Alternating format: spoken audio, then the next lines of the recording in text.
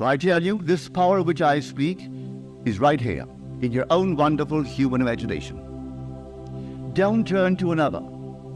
Don't turn to anything on the outside. It's all within. The kingdom of heaven is within you. And God is in his heaven. If I turn within, where I turn to my own wonderful human imagination.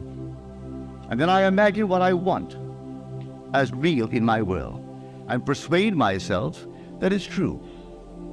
To the degree that I am self-persuaded, it becomes true. It actually clothes itself in what the world calls reality. But the reality is not the visible thing they see. The reality is the unseen state, which I've imagined. You take the oak, cut it down. It renews itself by the invisible state. The little lamb you slay with the knife. But the reality of that lamb, that form that is forever, is unseen by man. So here, in this wonderful world of ours, you have the power. You don't need financial power. That won't do it. You can buy hell. You can buy respect, or you could buy it for a little while, but they don't really respect you. Let the money go and they don't respect you. You don't need anything in the world of Caesar to buy what you want. Come, you're told, buy it. Without price, without money.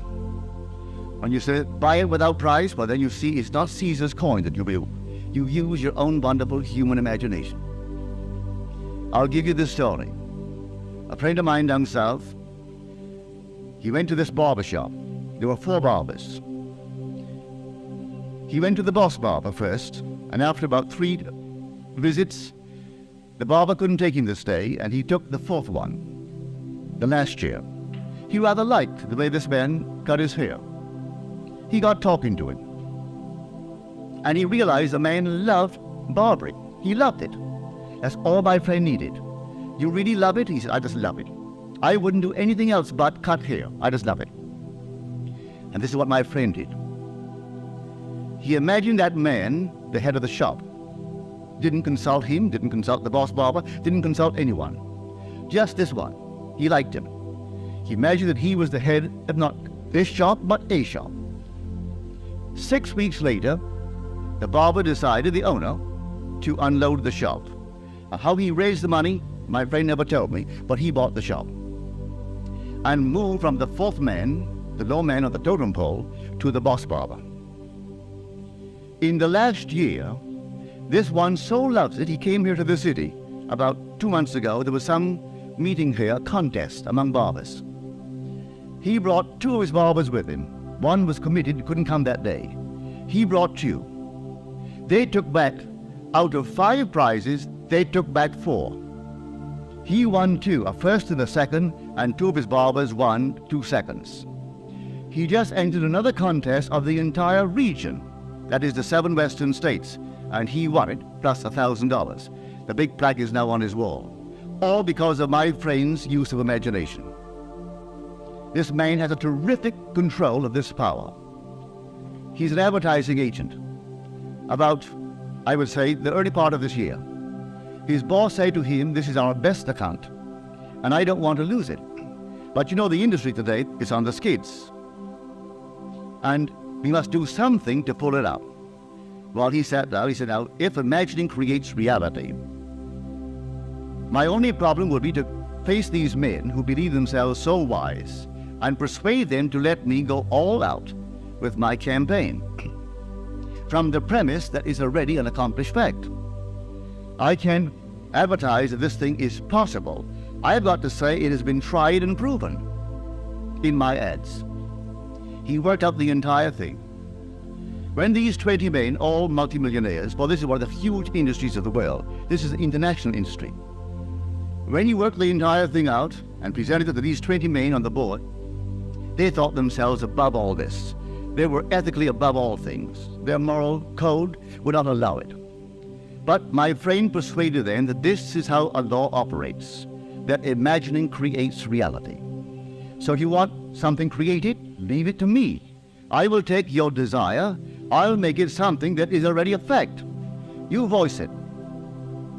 The first quarter of this year, that industry not only arrested the motion down, turned it around, And their profits, not their gross, their profits the first quarter of this year was $75 million more than the first quarter of last year.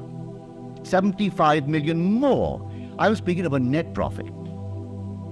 Now these wise men with their wonderful ethical codes, they allow it. They saw the money in the bank. They saw all these things, and their so-called ethical moral codes went through the window because they saw another principle which they did not know. His competitor, I saw the letter, his competitor in the advertising field wrote the boss, my friend's boss. He said, you know, I take my hat off to you. You use the principle that we have always used in our work, which was a darn lie. He never did it at all. He said, I know exactly what you did. He's trying to fish him out to find out what he's doing. And in this letter, he makes the claim that he actually knew and have always used it. And no one can work for our concern unless he's aware of this principle and lives by it. We aren't concerned about his religious background. He could be a Catholic, Protestant, Jew, or an atheist. But he has to live by this principle. When I saw that letter, the man was fishing. Just fishing to get the one who really conceived it to come forward and tell him what he did. Well, here is the same one in the barber shop. He goes there every Saturday morning by appointment, and the boss barber waits for it, right on the dot. Every Saturday he is right there for this chap. He loves him, and he took him from the low man on the totem pole and pushed him right up. He realized the man likes cutting hair. That's what he likes. He just loves it. All right, then be the best. If you like it, be the very best in the trade. Tell me what you want. Maybe you want to be a wife, or keeping a home. What's wrong with that? My mother never went to work. She just had 10 children and lived at home with her full complement of servants. My sister has never worked, so she lives at home with her servants. My wife worked until I could afford to keep her. Then when I could afford to keep her, then I said, no, you stop. So she stopped. That's, well, almost 2 years after we got married. 2 years afterwards, I could afford to keep her. But now, from now on, you don't work. And so she hasn't gone back to work. So tell me what you want, and then let me persuade myself that what you really want, you have. To the degree that I am self-persuaded that you have it, you'll get it. If I can't persuade myself, well then, I have failed. But I haven't misspent the energy, because I tried it lovingly. So anytime you use your imagination lovingly on behalf of another, you use it wisely. Even if you didn't succeed in producing the results that you are seeking, you used it wisely.